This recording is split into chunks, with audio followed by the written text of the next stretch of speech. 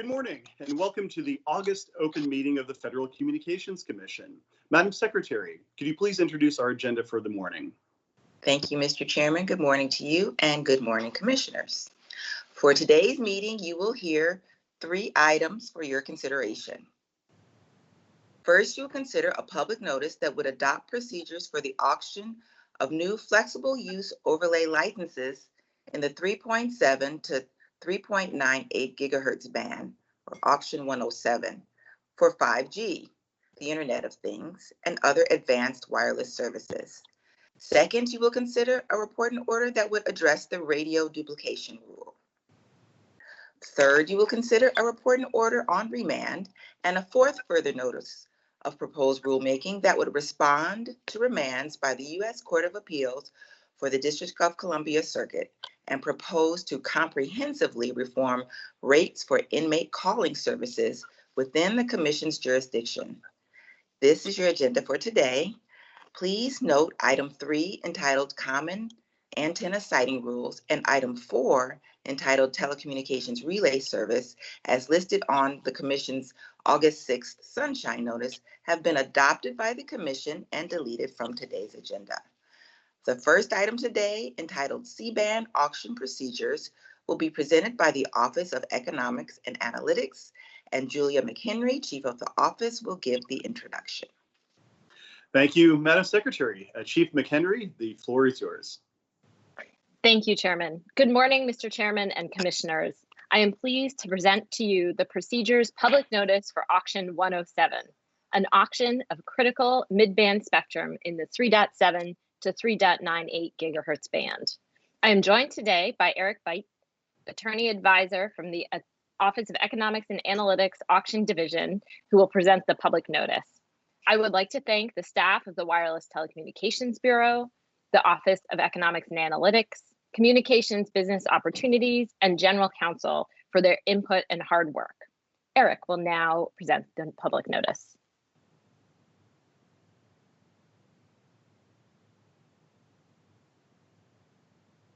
Good morning, Mr. Chairman and Commissioners.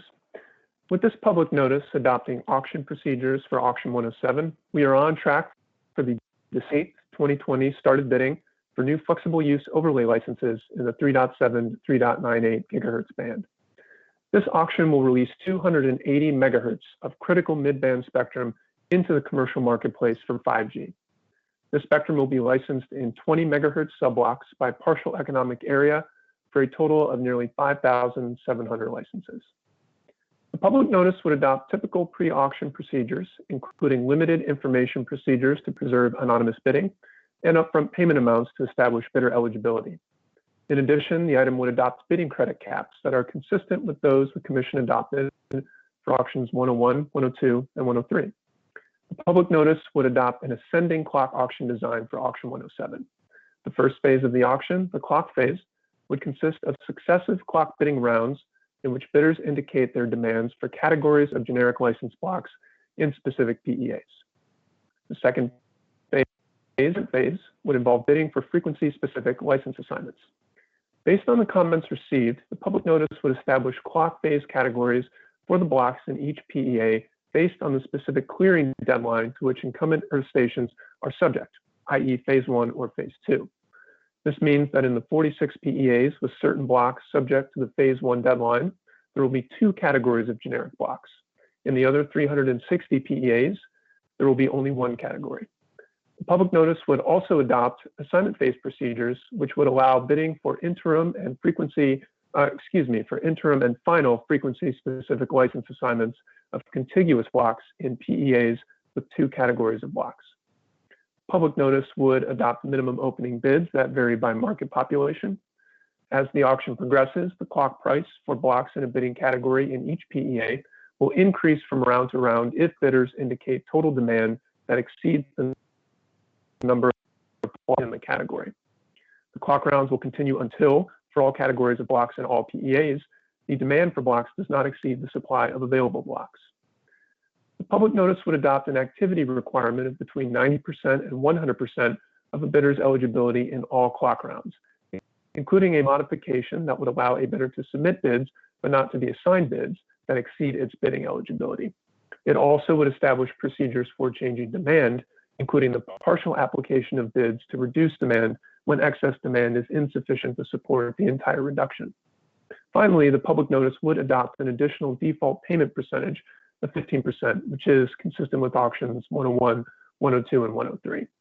The Office of Economics and Analytics recommends adoption of this public notice and requests editorial privileges extending only to technical and conforming edits. Thank you. Thank you for that presentation. We'll now turn to comments from the bench, beginning with Commissioner O'Reilly. I thank the chair. I'm going to submit my statement for the record. Thanks so very much. Thank you, Commissioner. Commissioner Carr.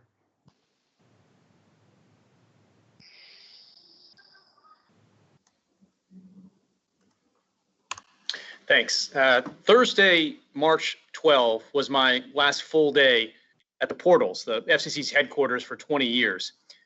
When we came into the building that morning, we didn't know that with the exception of some cleanup and packing, many of us wouldn't step into our offices again. The sudden shock to work life at the FCC was felt in similar ways across the country as the pandemic seriously altered Americans' lives. Our daily routines, driving to work, sending the kids off to school, even catching up with friends, were upended. Staying at home prompted us to recreate these routines online in an instant. And that sudden massive transition made our internet connections more important than ever. Although we didn't know it at the time, ongoing FCC initiatives prepared us to respond to the pandemic. In 2018, we began the process to launch the Connected Care pilot program. The effort over the last 2 years assessed the need for telehealth, found funding, targeted support, and set application criteria.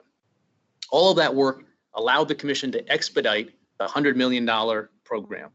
And it gave us a lot of experience to leverage when Congress directed us to build on the pilot program through a new appropriation. And thus far, we awarded $200 million to healthcare providers to combat disease, including COVID-19. The pandemic also was a shock to our broadband networks. In the first few weeks of the pandemic alone, internet traffic surged about 25% on fixed networks and 20% on mobile ones. Yet our networks held up, and through nimble traffic management and spectrum leases, speeds actually increased on America's networks. So while European and Australian officials asked streaming platforms to reduce video quality to prevent their networks from breaking, Americans streamed, chatted, and worked away. Again, although we didn't know it at the time, we were a step ahead thanks to ongoing FCC initiatives, including our aggressive push to bring more mid-band spectrum to market. At 3.5 gigahertz, we're in the middle of a robust auction at this very moment that has generated more than $1.8 billion in bids so far. With EBS, which had not been assigned in roughly half the country, we're pushing mid-band spectrum out into the commercial marketplace. At 2 gigahertz AWS-4, we now have a binding commitment from Dish to build broadband using its mid-band licenses. We're pressing ahead with 5.9 gigahertz and 6 gigahertz as well.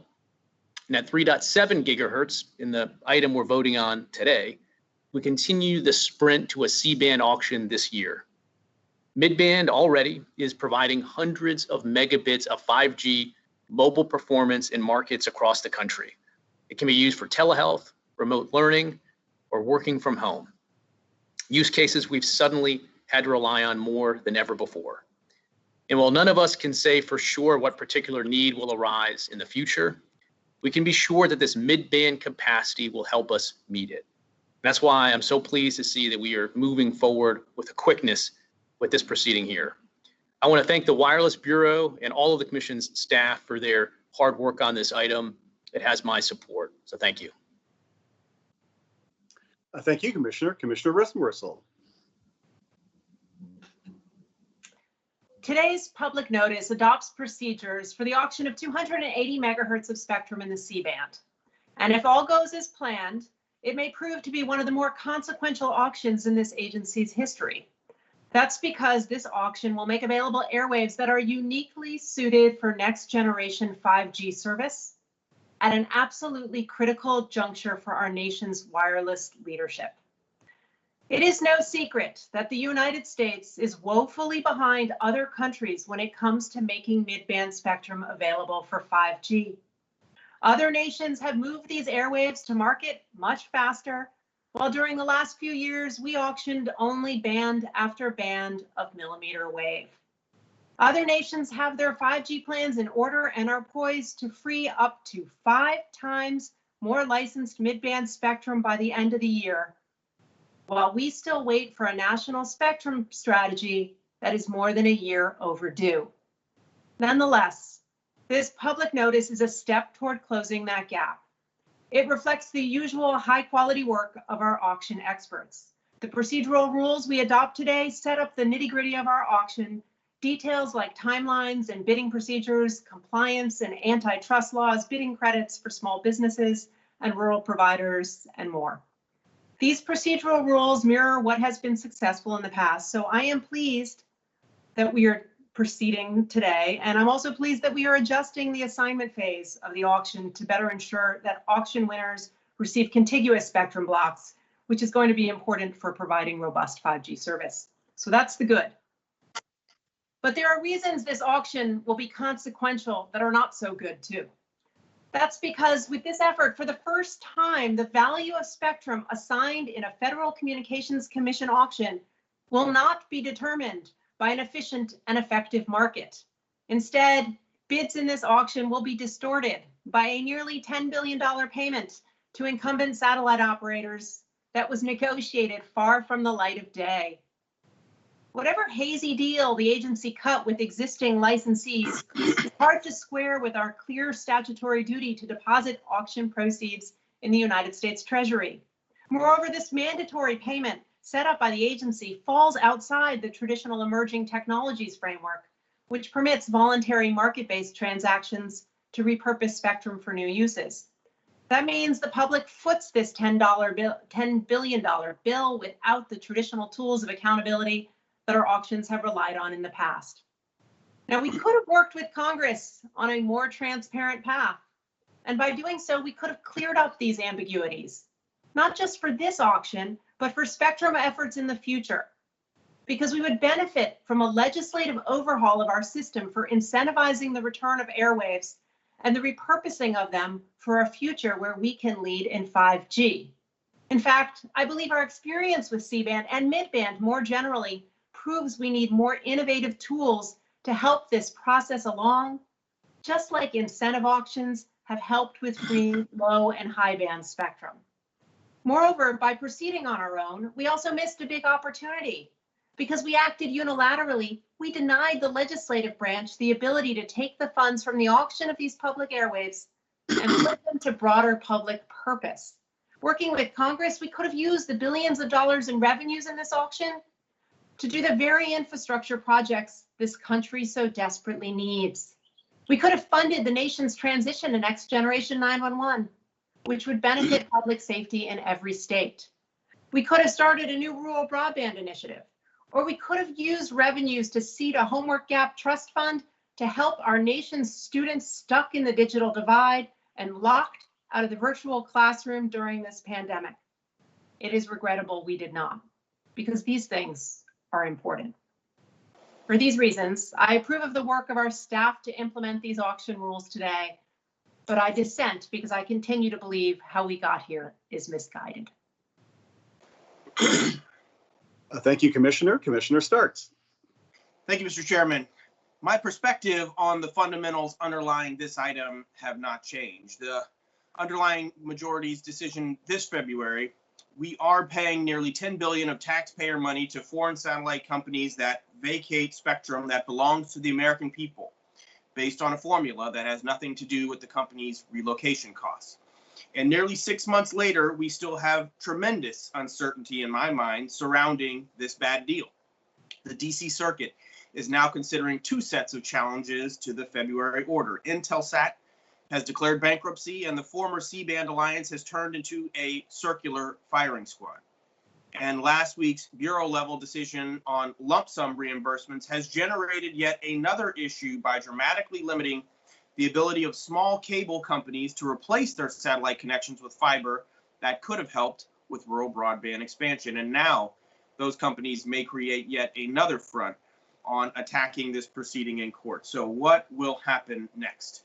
All of this confusion affirms what I said back in February. Instead of racing ahead with a half-baked decision, we should have allowed Congress to act here, as it did with the 700 megahertz ban nearly 20 years ago.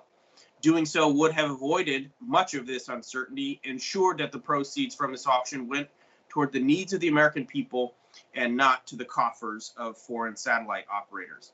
And so, while I dissent from the underlying decision to proceed with the auction under these circumstances, I do support the basic auction rules that we set up today. Thank you to the team and the Office of Economics and Analytics for its work. Thank you. Thank you, Commissioner. Today is a watershed moment for American leadership in 5G. Today, we establish final procedures for the auction of 280 megahertz of mid-band spectrum from 3.7 gigahertz to 3.98 gigahertz, commonly known as the C-band. Now, this paves the way for bidding on these critical frequencies to begin on December 8th. This auction will quickly free up a significant amount of spectrum for 5G, and it represents the Commission's most significant action yet to repurpose mid-band frequencies. Now, our work on the C-band builds on our efforts over the last 3 years to implement the FCC's 5G FAST Plan, a comprehensive strategy for facilitating American superiority in 5G technologies. Executing this plan is critical to boosting economic growth, job creation, and America's global competitiveness. Now, the first part of our 5G FAST Plan is making more spectrum available for the commercial marketplace. And that's why, over the last 3 years, we have left no stone unturned in our quest for more low, mid, and high-band spectrum for 5G services. With respect to high-band services, we've conducted spectrum auctions in the 28 gigahertz band, the 24 gigahertz band, and the upper 37, 39, and 47 gigahertz bands. The gross proceeds for these 3 auctions totaled over $10 billion. Together, these auctions have made available almost 5 gigahertz of spectrum for 5G and other advanced wireless services. This is more spectrum than was used for terrestrial mobile broadband by all wireless service providers in the United States combined before these auctions started. Now, as for low-band spectrum, this summer we completed the post-incentive auction transition process in the 600 megahertz band smoothly and on time, a task that many said was impossible. And today, that band is being used to provide 5G services across our country. Indeed, just this week, one carrier using this spectrum became the first in the world to launch a commercial, nationwide, standalone 5G network. And then there's mid-band spectrum. These airwaves are critical for 5G. They feature the attractive combination of good geographic coverage with strong capacity, which enables broadband providers to broadly deploy fast 5G networks. Now, despite the fact that we were starting from scratch in 2017, this FCC has been working hard to make more than 600 megahertz of mid-band spectrum available for 5G deployments. Now, let's start with the 3.5 gigahertz band. When the Commission began its efforts to make 150 megahertz in this band available for commercial use, it was primarily used by federal radar systems. The Commission initiated a rulemaking proceeding that led to the creation of a dynamic, 3-tiered, hierarchical framework to coordinate shared federal and non-federal use. Now, in recent years, the Commission has worked with our private and public partners to get the vital technical work done to bring this spectrum to market. Specifically, we've authorized several spectrum access system administrators and environmental sensing capability operators, paving the way for full commercial deployment in the band.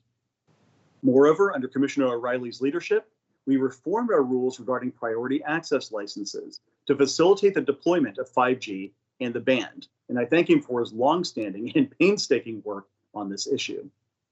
And at the moment, the 3.5 gigahertz band auction is ongoing. It will make available up to 70 megahertz of prime mid-band spectrum for priority access licenses on a county-by-county basis, offering the greatest number of licenses, over 22,000, ever in a single FCC auction. And then there's the 2.5 gigahertz band.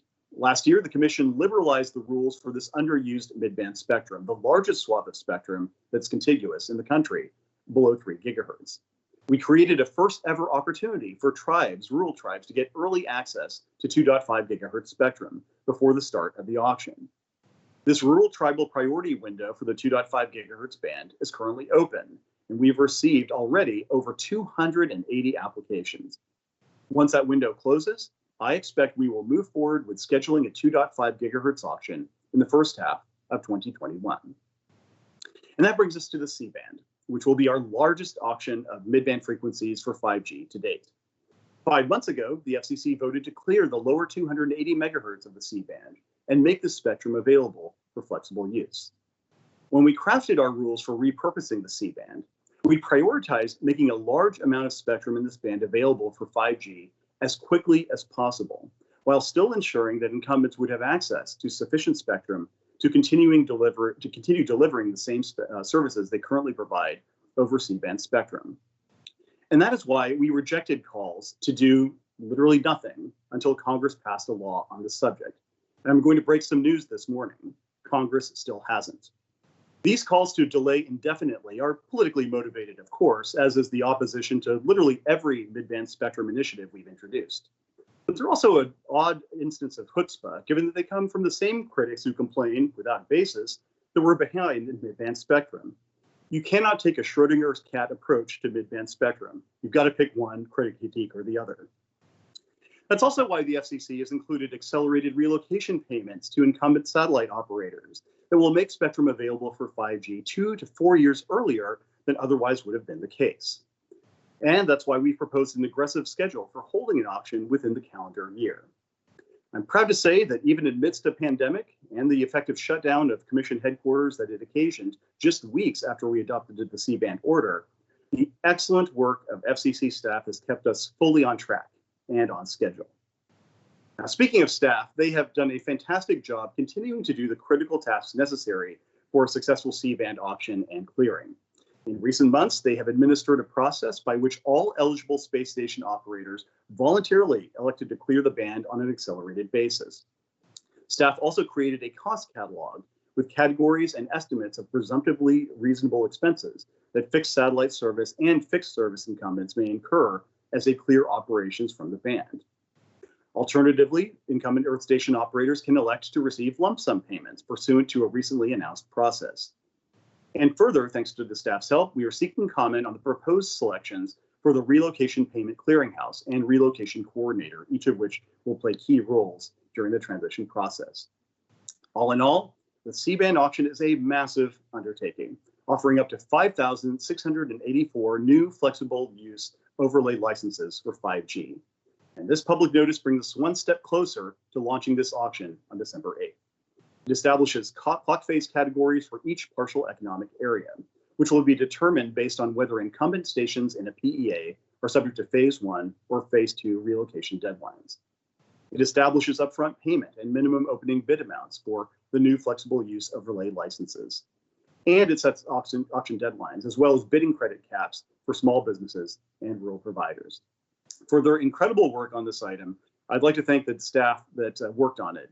Eric Beith, Craig Baumberger, Jonathan Campbell, Alex Espinoza, Daniel Habib, Bill Huber, Shabnam Javid, Gary Michaels, Julia McHenry, Sue Sterner, and Margie Wiener from the Office of Economics and Analytics, Peter Duranko, Nellie Fusner, Anna Gentry, Catherine Nevitt, Roger Noel, Matthew Pearl, Paul Powell, Jacqueline Rosen, Dana Schaefer, Don Stockdale, and Cecilia Solhoff from the Wireless Telecommunications Bureau, Ashley Boisel, Deborah Broderson, David Horowitz, Tom Johnson, and Bill Richardson from the Office of General Counsel, and Shannon Wilkerson and Sanford Williams from the Office of Communications Business Opportunities. Thanks, folks, for all of the hard work. With that, we'll proceed to a vote on the item. Commissioner O'Reilly. Aye. Commissioner Carr. Approve. Commissioner Rosenworcel. Approve in part, dissent in part. Commissioner Starks. Approve in part, dissent in part. And the chair votes to approve as well. The item is adopted with editorial privileges granted as requested. Thanks again to the OEA and WTB. Madam Secretary, could you please take us to the next item on today's agenda? Mr. Chairman and Commissioners, the next item will be presented by the Media Bureau and is entitled Radio Duplication Rule Modernization of Media Regulation Initiative, and Sarah Weitzel, Deputy Chief of the Bureau, will give the introduction. Thank you, Madam Secretary. Ms. Weitzel, nice to see you on the line. The floor is yours. Good morning, Mr. Chairman and Commissioners.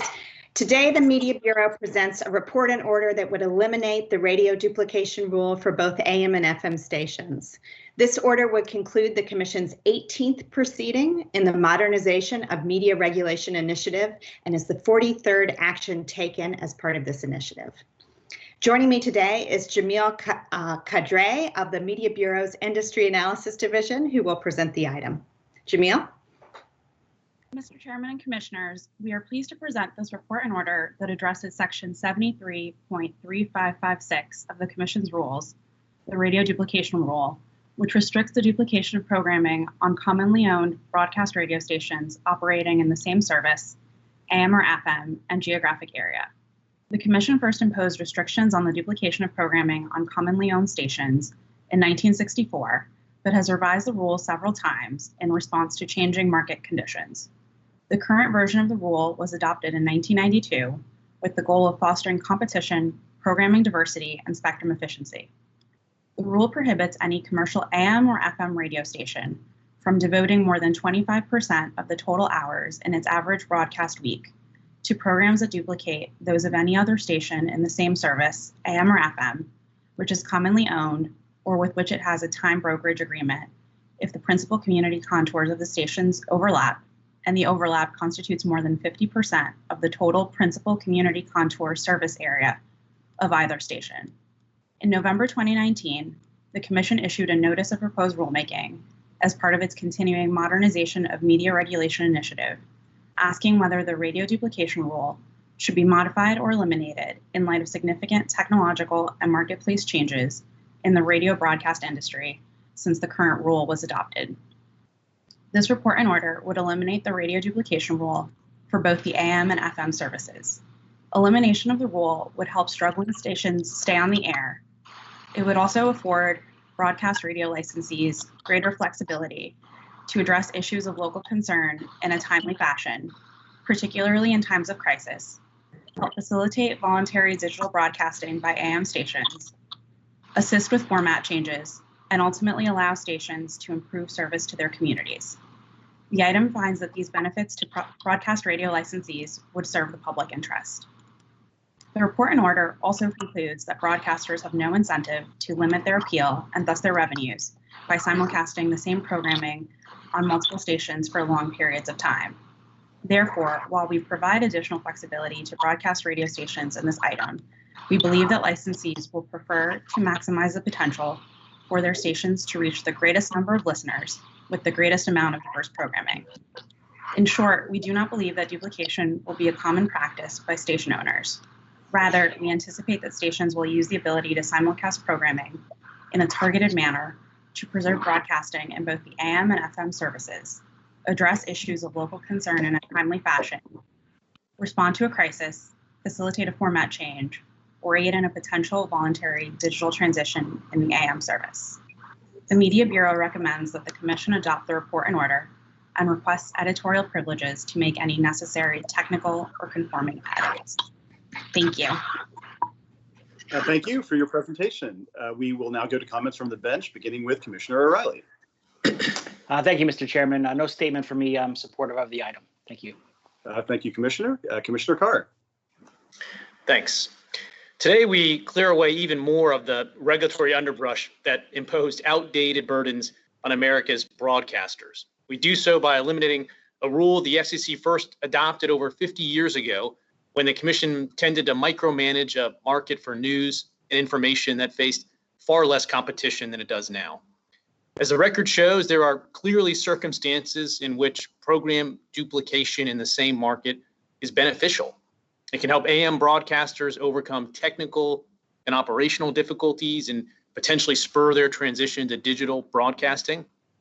While FM stations don't have the same limitations as those in the AM band, they still face increased competition for ad revenue and will benefit from the flexibility to rebroadcast locally oriented programming that is often expensive to produce, but is of particular interest to local listeners. And the current pandemic has shown that increased flexibility to rebroadcast programming can help ensure continuity of operations, promote employee safety, and provide emergency information to residents throughout a station group's service area. When time is of the essence, the last thing broadcasters need to worry about is begging the FCC for permission to serve their local communities. At the same time, there aren't always going to be compelling reasons to rebroadcast 100% of another station's programming. But there's no indication that this will happen as a result of our action today. And in any event, these programming decisions should be determined in the market by the listening public and not by the FCC. So I want to thank my colleagues for agreeing to my request that we extend the relief provided here to the FM band rather than limiting it to the AM as proposed in the publicly circulated draft. Competition has eroded the original justification for this rule, and I think that's equally true for the AM band as it is for the FM band. First Amendment considerations also counsel in favor of our decision today, as there's no basis in the record for retaining this type of speech regulation. Ultimately, the media marketplace is changing rapidly, and broadcasters need the freedom and flexibility to change with it. This is particularly true in the smallest markets where we need to do everything we can to incentivize investment in local news and public interest programming. This decision is another step in the right direction, so I want to thank the Media Bureau for its hard work on this item. It has my support. Thanks. Thank you, Commissioner. Commissioner Rosenworcel. It was not that long ago that families would gather at night to bask in the glow of a single screen and watch together the early days of television. Some time before that, the same ritual played out each evening in homes with radio. Of course, more recent innovations in video and audio technologies have forever altered how and what we watch and hear. Yet we are still drawn to the broadcast medium, especially radio, because there is still something special about a voice in the air. That's because there's something powerful when a community has a station that delivers a connection to who they are and where they live. So we need to consider how these local broadcast licensees using public airwaves can thrive. In so many ways, the economic models that sustain traditional media have been turned upside down by digitization. What happens when advertising migrates and listening practices change? What happens to locally originated programming when stations consolidate? What happens to journalism? And what does this mean now in a health crisis when we all need essential information to make decisions about our lives, our communities, and our country? These questions are complicated, but I believe the answers lie in our most basic principles. And for decades, the Federal Communications Commission has built its media policies around the values of localism, competition, and diversity. These values may not be trendy, but they are the best guideposts we have for communications policymaking. In recent years, we haven't always honored these principles. In fact, we've chipped away at them bit by bit. You see it in our misguided decision to roll back the main studio rule, freeing stations from the obligation to even maintain facilities in the communities they purport to serve. You see it in more media concentration, and you see it in how this agency manages to look the other way when station ownership year after year grows less diverse. Now, it doesn't have to be this way. We can modernize our policies and honor these principles. In fact, today's decision was an opportunity to prove this point. When this report and order was first shared with us, it simply eliminated the radio duplication rule in the AM band. As a result, AM stations would no longer be subject to the restriction limiting programming duplication to no more than 25% of time during a typical week. The reason for relaxing this policy this way was clear. There are persistent interference issues that are unique to the AM band, and they're not going away. These technical challenges are real, and we see them in declining listenership and increasing costs. Plus, some AM stations have gone silent, shutting service during this pandemic. Now, as originally drafted, this decision would help alleviate some of the strain on these stations and experiment with rolling back this rule in the AM band. It would be a smart test bed to see how localism, competition, and diversity in the band fared when this rule was set aside. But sometime in the last 36 hours, the agency threw this approach away.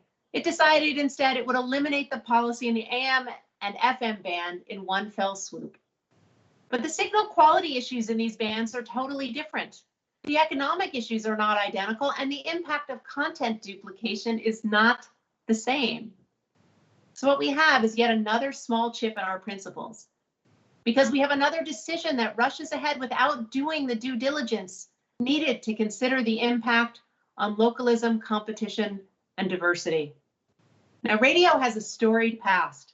I believe it can have a bright future, but we need more thoughtful change than this if we want the medium to do more than survive and truly thrive. For these reasons, I concur with respect to this decision on the AM band and dissent in all other respects. Thank you, Commissioner. Commissioner Starks. Thank you, Mr. Chairman. And Commissioner, not to interrupt, but you're partially obscured, just so you know. Is that better? It's actually worse. You're what other direction? Sorry. Oh. Curious. Yeah, I can see the edge of your left ear. I don't know if others are seeing the same, but sorry. Okay, for maximum confusion, Jeffrey, you look fine and good to me. Oh. Okay. Well, okay, go for it then. Maybe it's just my team's window. Sorry. Well, I will. I'll, as I said on a lot of these virtual meetings that we all have, you know, a little bit of grace here. And so if only my ear is showing, then folks will know that it's still me. But at the risk of sounding like a broken record, it feels necessary for me to start by saying that true regulatory modernization means more than, I think, getting rid of rules. We should make decisions while focusing on basic statutory and regulatory obligations that remain unmet, such as our mandate to serve the public interest by promoting localism and diversity in broadcasting.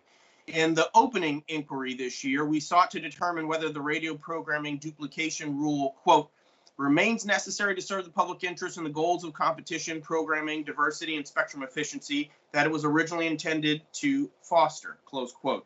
This decision relegates that inquiry to an afterthought.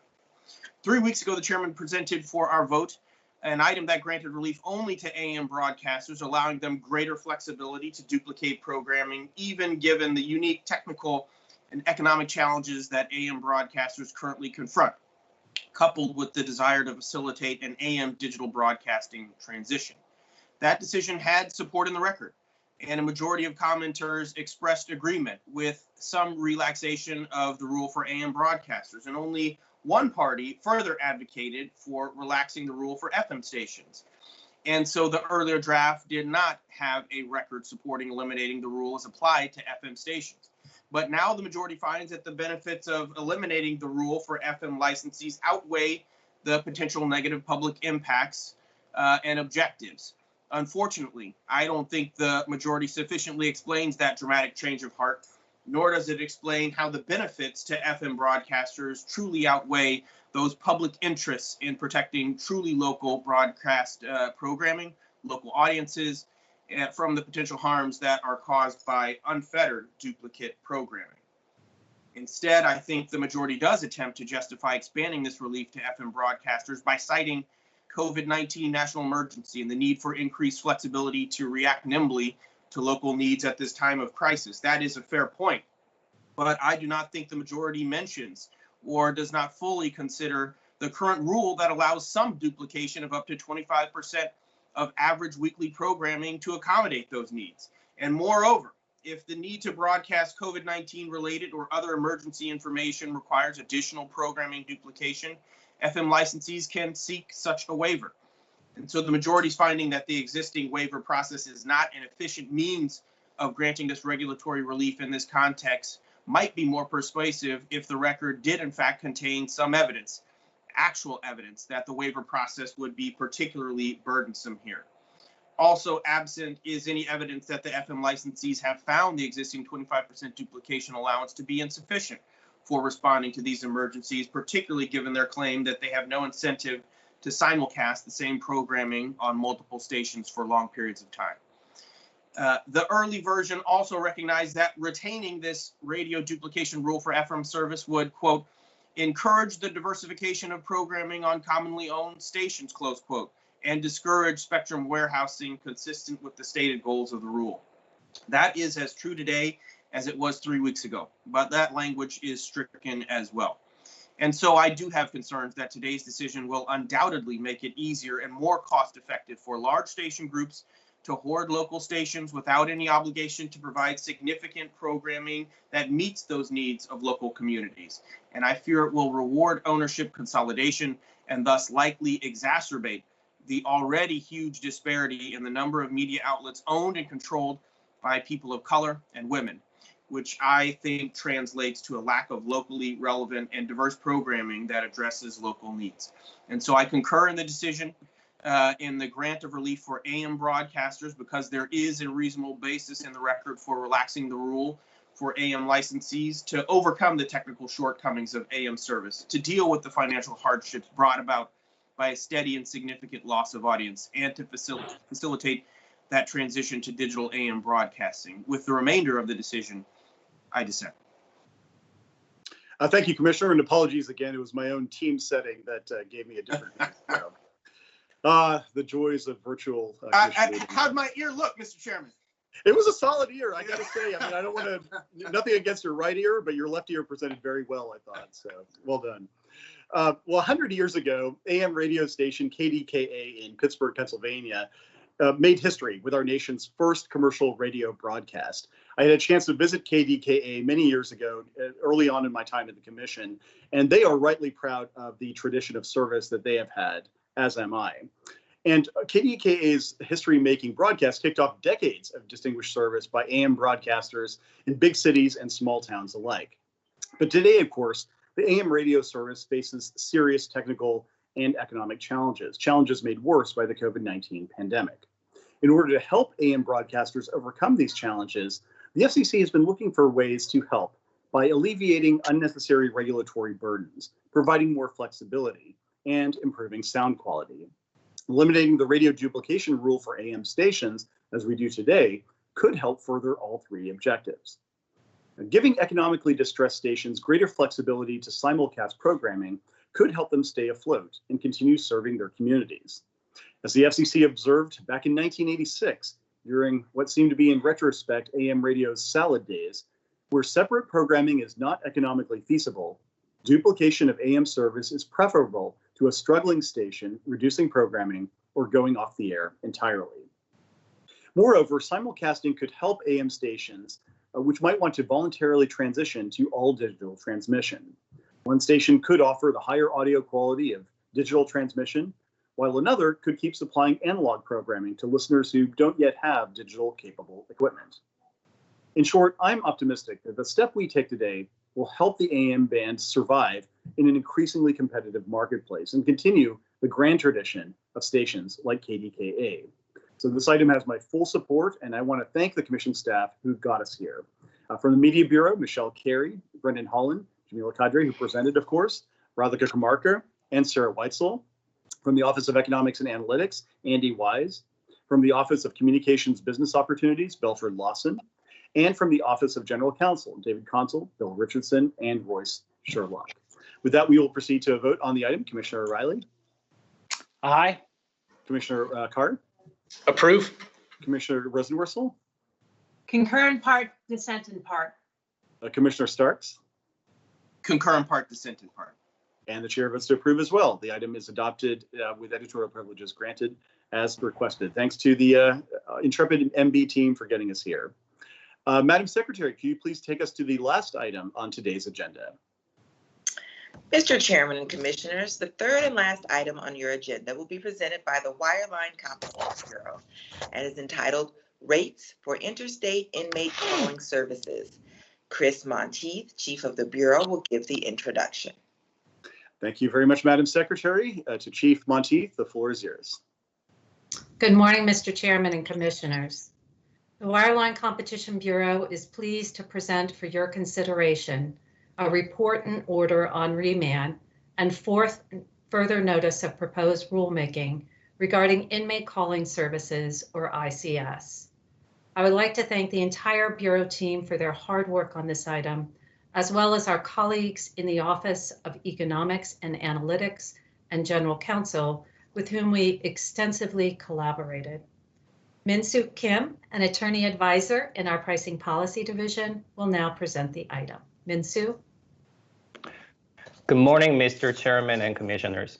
Studies have long shown that incarcerated individuals who have regular contact with their family members are more likely to succeed after release and have a lower recidivism rate. Unlike virtually every other American, however, incarcerated people and the individuals they call have no choice in their telephone service provider. Instead, their only option is typically an ICS provider chosen by the correctional facility that, once chosen, operates as a monopolist.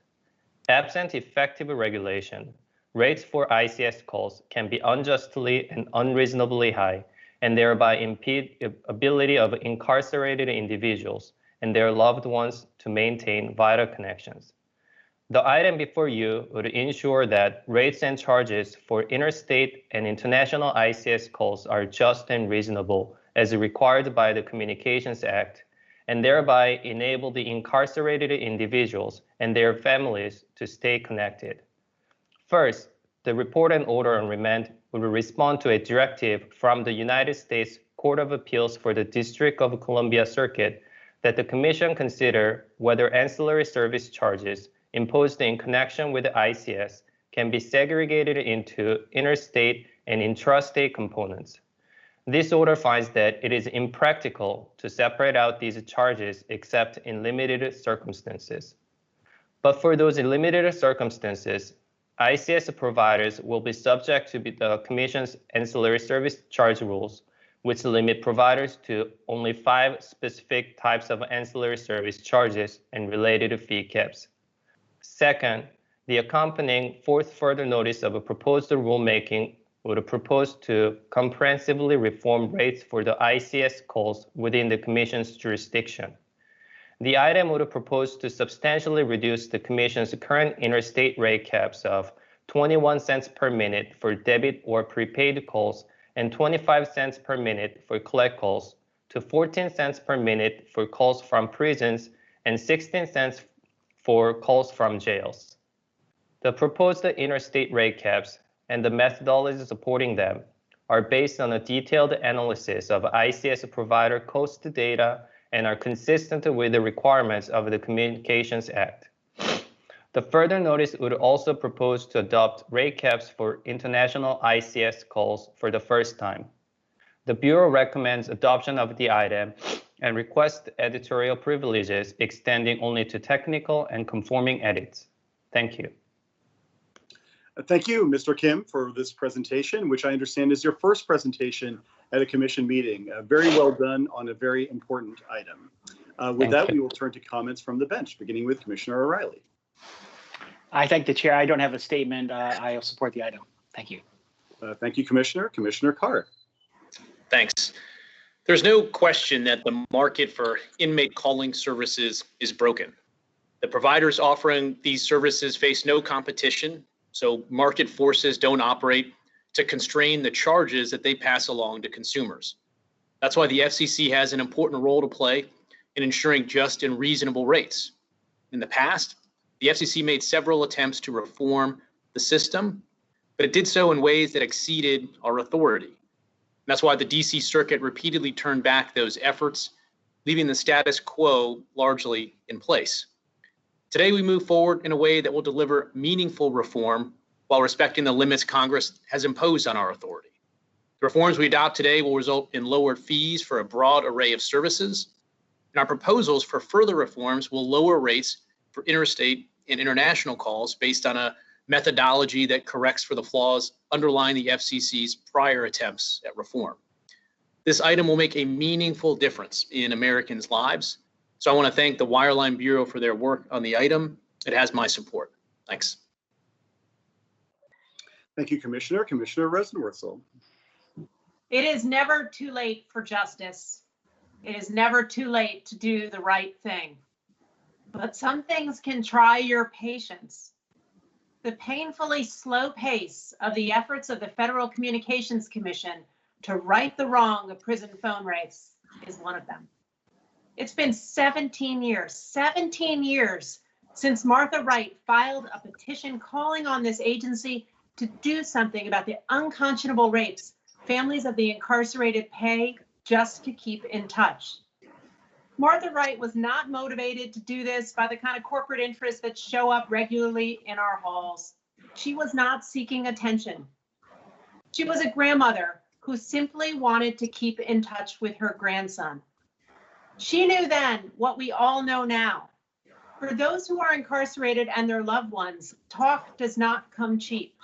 Prisoners are often separated from their families by hundreds of miles, and families may lack the time and means to make regular visits. So calls from payphones are the only way to stay connected. But the price of individual calls can be as much as many of us pay for a monthly unlimited plan. This makes it hard for the families of prisoners to stay in touch. And this is not just a strain on the household budget. It is a cruel strain on the millions of families and children of the incarcerated, and it harms all of us because regular contact with kin can reduce recidivism. This agency should be embarrassed. The fact that it has taken us so long to fix this problem is especially shameful now as we wrestle with a health crisis that makes our prisons less safe and in-person visits no longer viable. But here we are. So today's order is welcome, even if overdue. More than 3 years after a court sent our work on this issue back to the agency, today we pick up and move ahead. To remedy the excesses in interstate rates, we propose new rate caps. We also properly assert our authority over ancillary fees, which can easily be abused and used as a backdoor effort to raise rates. We are also upfront about our jurisdictional challenges. Addressing intrastate rates is complicated, but an essential part of reform. And doing so will require greater coordination with state authorities and perhaps even legislation. That's the kind of candor we need, because the United States is home to the largest incarcerated population in the world, with 2.3 million people in our prisons, jails, and immigration detention facilities. No other country comes close. Collectively, we spend over $250 billion a year to keep our criminal justice system in place. But that understates the real cost. Swelling despair, destroyed potential, and diminished possibilities for rehabilitation. So let's acknowledge this rulemaking is progress. It's a step forward in making communications more just for all, but we never would have reached this point without a handful of women who led the way. It all started with the grandmother, Martha Wright. We also owe a debt of gratitude to former Commissioner Mignon Clyburn for her work to press this issue. Plus, we should praise Senator Tammy Duckworth, who has, year after year, sought to fix prison payphone rates, including those intrastate calls, which represent the bulk of calls made today and are in dire need of reform. I'm proud to have written an editorial with her about it late last year. But there's someone else who deserves credit, and that's former FCC Chairman Julius Genachowski. After all, it was under his watch that the agency first showed the moral courage necessary to pick up this petition and make the case for reform. So it's taken us too long to get here. We are now due for some speed. So I look forward to the record that develops and hope we move ahead now at a rapid pace, because justice here has been delayed and it should no longer be denied. This has my support. Thank you, Commissioner. Commissioner Starks. Thank you, Mr. Chairman. The American criminal justice system currently detains almost 2.3 million people across state and federal prisons, juvenile correctional facilities, local jails, prisons in U.S. territories, and other facilities of confinement. 2.3 million people. And while I do not believe it to be my specific role as an FCC commissioner to focus on criminal justice reform, I do know that it is always the right time to fight for justice. And so the item before us today is but one long overdue step in the approach to treating people behind bars with the dignity that they deserve. People who are incarcerated are parents, siblings, daughters, sons, parents, and partners. And incarcerated people should have access to affordable communications with their loved ones and attorneys, because that is a critical element of restorative justice that impacts both the incarcerated and our larger society. In December of last year, I visited the DC jail and sat down with nearly 25 men who are currently incarcerated there. I'm going to try to show a photo of my visit there. We'll see.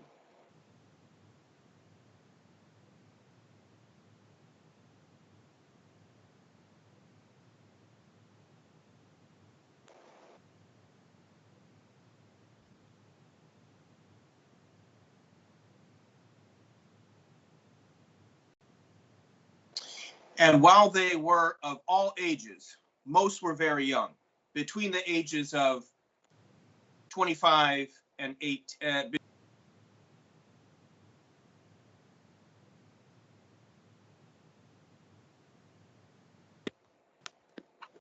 There we go. And while they were of all ages, most were very young, between the ages of 18 and 25, but a few of their mentors were no doubt older even than me. They were all men of color. They belong to the Young Men Emerging, a special program offered there that is for group counseling, mentoring, job training, and educational programs overseen by Director Quincy Booth, Dr. Keena Blackman, and other members of the director's team. During my visit, it took no time at all to hear about their aspirations, their goals, and in some cases, their future business plans. But to a person, I heard from them how deeply important it was that they stay connected with their loved ones on the outside. That brings us to today. In this report and order, the Commission responds to the DC Circuit's demands and concludes that ancillary service fees cannot be separated into interstate and intrastate components unless the fee is clearly ancillary to an intrastate only call. With this order, providers are prohibited from creating any additional ancillary service charges outside of what is permitted and from imposing charges in excess of our ancillary service fee caps, or else they will be subject to enforcement action. This decision means our most vulnerable Americans will not feel the brunt of manufactured exorbitant fees. Additionally, today's further notice of proposed rulemaking recommends that we lower interstate rate caps to 14 cents per minute for debit prepaid collect calls made from prisons, 16 cents per minute for debit prepaid and collect calls made from jails under the just and reasonable standard of Section 201B. And so I am supportive of lowering the interstate rate caps, instituting an international rate cap, the efforts of the Commission to seek comment on our methodology in order to determine if the rates within our jurisdiction should be even lower than what is proposed. And with the Commission's recommendations today, even so, we must deal with the harsh reality that these efforts only go so far to address the significant costs families spend to stay in touch with their loved ones who are incarcerated. The costs are shocking. According to the Prison Policy Initiative, the average 15-minute call in-state from jails is $5.74. However, the same call can cost up to $24.82, depending on the factors that we all know are in play, including site commissions. This means that it will cost virtually all families thousands of dollars a year just to talk to an incarcerated one for 30 minutes a few times a week. I recently spoke with the most tireless champion on this issue that I know, former FCC Commissioner Mignon Clyburn, who led the Commission's efforts to bring communications justice to the incarcerated. She agreed with me that we're on a, quote, quest to ensure that there are just and reasonable rates and charges for interstate inmate calling services, close quote. And always with an eye, for those who know Commissioner Clyburn, always with an eye on what's next. She expressed her, quote, sincere hope that local jurisdictions, state public service commissions, and lawmakers with the authority to act on behalf of those who make nearly 80% of the calls, which are in-state calls from correctional facilities, will not only acknowledge the symbolism of today's vote, but be inspired to institute their own critically needed reforms post-haste, close quote. And to that, I say I could not agree more. And so my vote today is for the men that I met in the various journeys of their lives in the DC jail nearly 9 months ago, but equally so for the families and loved ones, because as Brian Stevenson, founder and executive director of the Equal Justice Initiative, says, the true measure of our character is how we treat the poor, the disfavored, the accused, the incarcerated, and the condemned. Thank you to the Wireline Competition Bureau for your hard work on this very important item and for incorporating input from advocates who continue to work tirelessly to seek communications justice for the incarcerated. Thank you. Thank you, Commissioner. Dig into the record of this proceeding, and you will find these comments from the wife of an incarcerated man. She described how the cost of prison phone calls impacts her family, and I quote, "My loved one calls me once a day for 20 minutes each day. This is the only time we have to update each other on our lives, to comfort him and let him know that he's not being left behind, and to encourage him in his continued behavioral improvement, that this change he's attempting is appreciated and worth the difficulty and effort. This costs $130 a month for a mother whose husband is incarcerated and who has children who need to know their father despite him being inside. This amount translates to groceries for the month. When you don't have much, you have to choose between feeding your kids or encouraging your husband and allowing your kids to know their father. That is not right. No parent should have to make such a choice. Recognizing the critical need to ensure that the incarcerated and their loved ones can stay connected, the Commission has previously made several attempts to address the rates and charges for inmate calling services, or ICS, but the U.S. Court of Appeals for the D.C. Circuit has twice rejected and remanded those efforts and has issued 4 stays along the way, once in 2014 and 3 times in 2016.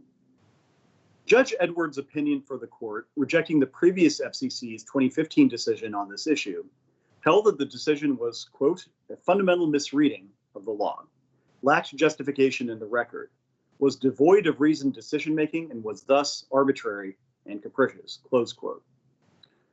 My aim in this proceeding has long been and continues to be simple: to do what we can as a matter of law and to do what we should as a matter of justice. We meet that aim today. We follow the law and the facts to respond to the court's directives. And we propose to comprehensively reform the ICS rates within our jurisdiction. To begin with, we address the court's remand on ancillary service charges. These are separate fees that are not included in the per-minute rates that ICS providers charge for individual calls. The D.C. Circuit directed us to consider whether ancillary service charges can be separated into interstate and intrastate components so that the latter can be excluded from the reach of our rules because we don't have jurisdiction over intrastate calls. In today's order, we find that, as a practical matter, these charges generally cannot be separated, except in a limited number of cases. As a result, ICS providers are generally subject to the FCC's rules when it comes to ancillary service charges. This is good news for the incarcerated and for those who call. Under today's ruling, ICS providers generally can't charge incarcerated individuals and their families any ancillary service charges other than the types allowed by our rules. And they can't charge ancillary service fees that exceed our applicable fee caps.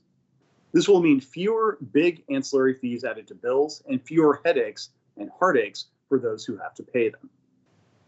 In the accompanying further notice, we propose to decrease the current rate caps for interstate ICS.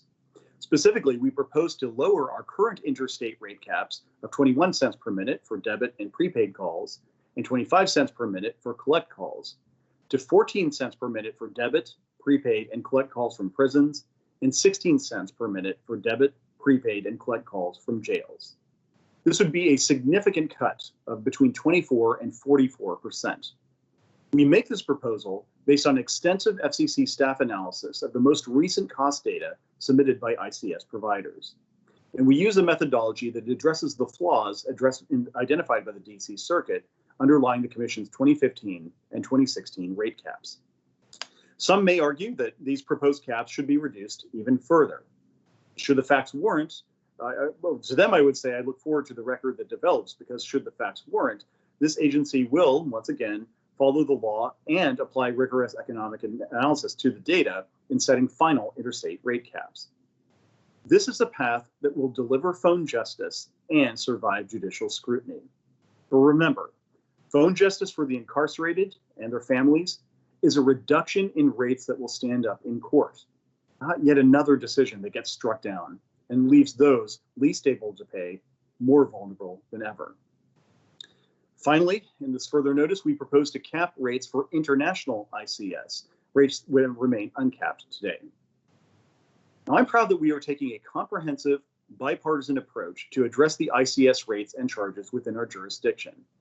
But I'm also proud of our efforts to address matters that lie beyond our jurisdiction. These efforts began with the work of Commission staff, whose analysis of intrastate rate data revealed that the vast majority of ICS calls, roughly 80%, are reported to be intrastate, wholly within one state. They also found that ICS providers are charging egregiously high intrastate rates across the country, as much as 26 times the interstate rate. Now again, the DC Circuit has ruled that the FCC has no authority to cap these rates. I therefore would welcome congressional action to grant the FCC such authority. But so long as this gap in the law remains unfulfilled, I urge our state partners, governors and state legislators and state correction officials and state commissions to address intrastate ICS rates. That's why I recently sent a letter to the president of the National Association of Regulatory Utility Commissioners, as well as 45 state commissions, calling on states to exercise their authority and, at long last, address this pressing problem. I'm pleased that NARUC and other advocates agree, and I look forward to working with them on this important issue. Only with joint effort can we ensure that incarcerated individuals and their loved ones can maintain these vital connections. For their outstanding and exacting and tireless work on this item, I would like to thank the following commission staff: Susan Barr, Allison Baker, Peter Bean, Kelly Dixon, Justin Fald, Amy Goodman, Bill Kehoe, Minsu Kim, Madison Layton, Chris Monteith, Terry Natoli, Kyle Patel, Eric Raven Hansen, Marvin Sachs, Gunjan Shah, and Gil Strobel of the Wireline Competition Bureau, Peter Alexander, Octavian Carrare, Paula Sech, Stacy Jordan, Stephen Kaufman, Richard Kwiatkowski, Susan Lee, and Julia McHenry, Amy Nathan, Jeff Prince, Eric Ralph, Dan Scheinman, Emily Talaga, Shane Taylor, and Jeff Waldow of the Office of Economics and Analytics, Ashley Boisel, Mike Carlson, Sarah Citrin, Valerie Hill, Jake Lewis, Rick Mallon, Linda Oliver, Joel Rabinowitz, and Bill Richardson of the Office of General Counsel, Elliot Greenwald and Michael Scott of the Consumer and Governmental Affairs Bureau, and Rizvan Chowdhury, Jeffrey G., and Colin Lee of the Enforcement Bureau. This item has taken an extensive amount of work by the FCC staff, and we could not have reached this point without all of you. With that, we will proceed to a vote on the item. Commissioner O'Reilly. Aye. Commissioner Carr. Approve. Commissioner Rosenworcel. Approve. Commissioner Starks. Approve. And the chair votes to approve as well. The item is adopted with editorial privileges granted as requested. Thank you to Ms. Monteith and to Mr. Kim for the presentations today. Do any of my colleagues have any announcements at this time? Commissioner Carr. Thanks. Just want to say a quick goodbye to our summer intern, Ethan Lamb. I know a lot of interns both here at the FCC and across DC and across the country had an interesting summer experience with the pandemic, and so many of us not being here and working remotely. So I want to thank Ethan. He's a rising 2L at Georgetown Law, and he graduated earlier from NYU. Ethan really did extraordinary work for us, from pitching in on the 5G upgrade order to our broadcast internet work to telehealth. And he did so, as I mentioned, under really challenging circumstances. So I want to recognize him. He's really intelligent, really hardworking, and has got a commitment to this agency that he demonstrated over the summer. So thank you, Ethan, for all your work. Let's stay in touch. Much appreciated. Thank you, Commissioner. Anyone else? Okay, well, I have a few announcements and a number of sad announcements for me, beginning with Nirali Patel. Nirali has been my wireline advisor for almost going on 3 years now, and she has had just a terrific career already. Graduated from UNC, summa cum laude from American Law, worked in several different distinguished law firms, and then came to the FCC in 2017, where she's held a variety of roles in the Wireline Competition Bureau, and then came to my office in January of 2018. And I went back and looked at the press release that I issued when I first hired Nirali, and I said, I'm pleased that Nirali is joining my office. She has a wide range of expertise and experience in communications law and policy issues, and will be an asset to my team. And I'm outraged in retrospect at how understated that press release was. Nirali has been just an incredible member of the team. She's worked on some of the most challenging issues in what I regard as one of the most challenging areas of the FCC's bailiwick, the wireline issues. So for those out there who followed our work on 988, for those who followed the work today on ICS, things like Lifeline and E-rate, the supply chain issues, which have become extremely important, I hope people know that Nirali has really been a driving force. And even more than that, she has very much been part of the glue that has held OCH together, even in a virtual environment. She's always got a great dry sense of humor. And for whatever reason, because she works so hard and is so fantastic, we've always felt comfortable teasing her, and I'm responsible for that in part. For example, she was notorious in her office for staying late. I never was able to beat her out of the office, except for one day about a year ago when she left for a personal appointment around 5:30. So I snuck into her office at 5:35 and left a note, which unfortunately she has in her possession, and sent me this morning. Hey, Nirali, where are you? We needed to talk to you, but I guess you left early. Ajit, 5:35. She's never forgotten that. Additionally, she aired her grievances recently, but among them, I didn't realize this. On December 18th of 2019, we were sent an email from the Office of Personnel Management saying that the president had issued an executive order allowing people to leave early on Christmas Eve. And the president included in that an exception for critical workers. And I think the exception said, here we go, except those who, in the judgment of the head of the agency, cannot be excused for reasons of national security, defense, or other public need. So I forwarded this to her and I said, I'm very sorry, Nirali. Look forward to seeing you in the office on Christmas Eve. And that's just the kind of banter we had. She's just a wonderful, wonderful person. And I wish people on the outside would know how hard FCC staff work, and she is just at the pinnacle of that pyramid. So, Nirali, I wish you very well. You've just been a fantastic friend and worker, and I'm so pleased that you've been a part of our office. And I regret, of course, that on our trips, I will no longer have anyone who's mistaken as being my wife on some of these trips we do around the country. Next up, unfortunately, is Aaron Goldberger. Aaron, I had a chance to know when I was in the Office of General Counsel, and he was working for Chairman Martin and then Commissioner Tate. And Aaron is just a rock star in the wireless, international, and OET portfolio. He's handled a lot of the most challenging issues we've had, every challenging issue on the spectrum side, 24 gigahertz, 5.9, 6, Legato, some of the satellite issues like NGSOs and orbital debris, and even on the international stage, did some really critical work last October to make the ITU World Radio Communication Conference a successful one, as did Commissioner O'Reilly back when things were looking really critical. Aaron is just a fantastic person, has deep expertise in the issues, but even more than that, has just a warm style, very open to conversations, has an open mind, is able to get people of dissimilar views together around the table, even the virtual table, and get them to reach consensus. And he's also, on a personal note, has introduced me to many critical words in Yiddish that I had not known previously. And so for all the Schmendricks out there, you have Aaron Goldberger to thank for the fact that I know more Yiddish than I did previously. Aaron, you've been a fantastic friend and a great advocate, and I thank you for your time in the Office of the Chairman. Additionally, Melissa Kirkle will be departing the Wireline Competition Bureau. She had previously come to our office a few weeks back as a deputy division chief in the Bureau, has done a great job on some of the wireline issues within her remit, and has also been just a great person to have around the office, even though Nick Degani has tended to forget her on some of our staff calls for whatever reason. That's more a slam on Nick than Melissa, of course. But Melissa, I very much enjoyed working with you and look forward to continuing to work with you in the Wireline Competition Bureau.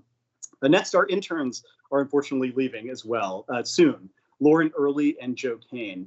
One of the big regrets I have for the interns in our office and across the agency, and I told all of the interns this across the agency on a recent staff call with them, was that they, unfortunately, while they've been able to do some of the work that interns do, they haven't been able to fully infuse the culture of the commission because we've been in this virtual environment, and we haven't been able to see them physically and the like, and have lunches and hallway conversations and the like. But despite that, they've done just incredible work, and Lauren and Joe are great examples of that. Lauren is a frequent flyer, so to speak, at the FCC. She worked previously in the WTV front office, and with us at least, she's been a just really eager and enthusiastic worker, has prepared a published media bureau decision, so she's got that under her belt, and she's always been happy to take on any task that comes her way. She's amazingly chipper on all of our morning staff calls. I don't know how she does it. Same with Joe Kane. Joe has been a star, has worked on a draft order on reconsideration for the Media Bureau that's currently on circulation. And he's just been on top of all of these issues that we've thrown at him from a variety of different standpoints. And also, I would add, has an impressive amount of knowledge about Star Wars. All of them are easy to work with, a tremendous work ethic, attention to detail, and they have bright futures in the field. And so to Lauren and Joe, and for all of the interns whose time at the FCC may be coming to a close, thank you so much for weathering the storm, for enduring the difficulties you've endured over the last 3 months. And just know, I'm sure I speak for all of my colleagues and everyone at the commission, that we're really grateful that despite the challenges, you've risen to the task and have chosen to cast your lot over the last several months with the FCC. I hope you do that in the future as well. Next, outside of OCH, I have this one really hits home, Jose Albuquerque. At the end of August, we will be saying bye to Jose, who is the chief of the International Bureau's Satellite Division. Jose joined the commission in 2013 after an illustrious career in the satellite industry, having worked with various satellite operators. One of the first tasks that Jose took on was a complete wholesale rewrite of the Commission's Part 25 rules, which cover licensing of satellite, space, and Earth stations. And for those of you at the Commission who voted on this or who've read these orders, I mean, this is massively complex. You have to have, mastery of detail doesn't even do justice to the topic.